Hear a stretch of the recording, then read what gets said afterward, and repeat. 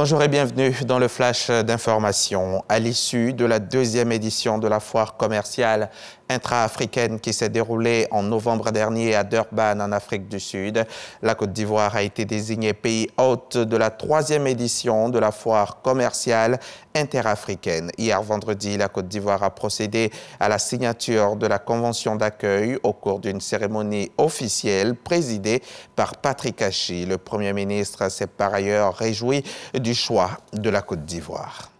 C'est le jeudi que s'est ouvert le premier business forum entre le Royaume-Uni et la Côte d'Ivoire. Un business forum ouvert ici à Abidjan en présence de plusieurs membres du gouvernement. Une initiative de la Chambre de commerce et d'industrie britannique en Côte d'Ivoire qui a pour objectif d'accroître le flux d'investissement privé britannique en Côte d'Ivoire. Le reportage de Cheikh Koné Aboubacar. L'Afrique, dont un bon nombre de pays connaissent des taux de croissance résilients et positifs, est un marché potentiel que le Royaume-Uni ne peut plus se permettre de négliger. Il faut donc, en plus de renforcer la coopération économique existante, repenser son approche et la rendre plus inclusive. C'est l'objectif de ce premier Business Forum organisé à Abidjan.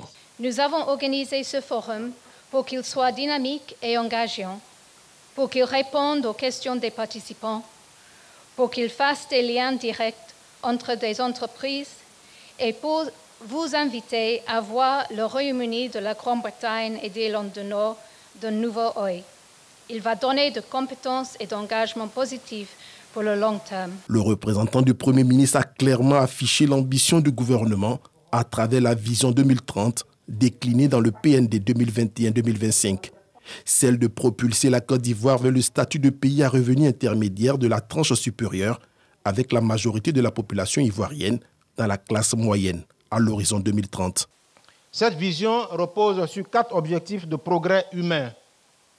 1. Multiplier par 2 le revenu par habitant en 10 ans. 2. Créer 8 millions d'emplois en plus d'ici 2030 pour insérer notre jeunesse toujours plus nombreuse. 3. Diviser par 2 la pauvreté en la ramenant à moins de 20% pour changer le destin de millions de familles. Et 4. Améliorer l'espérance de vie de 10 ans en la faisant passer de 57 à 67 ans. Le Royaume-Uni et la Côte d'Ivoire, c'est 427,2 milliards de francs CFA d'échanges commerciaux entre 2020 et 2021. Des échanges modestes au regard des potentialités.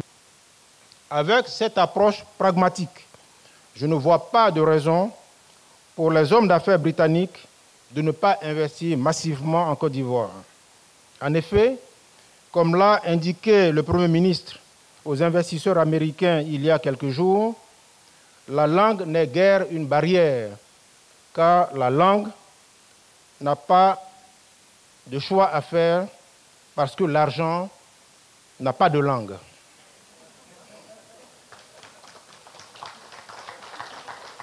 L'autre temps fort de ce Business Forum est la tenue d'un panel de haut niveau qui a permis aux acteurs clés du secteur privé ivoirien et britannique de s'adonner à un exercice de partage d'informations couronné par des rencontres B2B. Les chefs d'État de la CEDEAO étaient réunis à Accra, au Ghana, hier vendredi pour un nouveau sommet extraordinaire à huis clos. Ils ont examiné la situation au Mali, au Burkina Faso et en Guinée, 3 pays théâtres de coups d'État militaires. Les sanctions sont maintenues à l'encontre du Mali. Ils demandent de nouveau une transition de 12 à 16 mois supplémentaires pour permettre une levée progressive des sanctions, tandis que le Burkina Faso et la Guinée se voient fixer des ultimatums.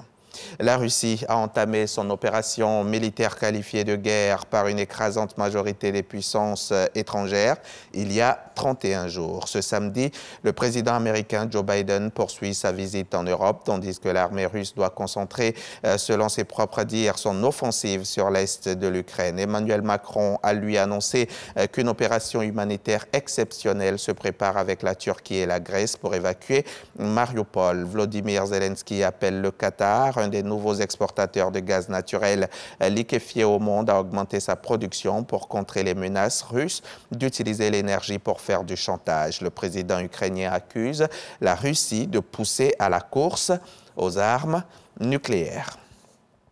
Depuis fin décembre 2021, les patients atteints du VIH qui le souhaitent peuvent, s'ils remplissent certaines conditions, remplacer leurs comprimés quotidiens par des injections intramusculaires à effectuer tous les 2 mois. C'est une révolution, c'est une vraie charge en moins, ainsi témoignent certains patients. Les essais cliniques ont montré que les 2 traitements sont tout aussi efficaces. C'est uniquement la forme qui change. Les médecins rappellent cependant que si les traitements progressent, il ne faut pas oublier l'importance du dépistage et de la protection, notamment via la PrEP, la prophylaxie, pré-exposition, le traitement de prévention contre le VIH.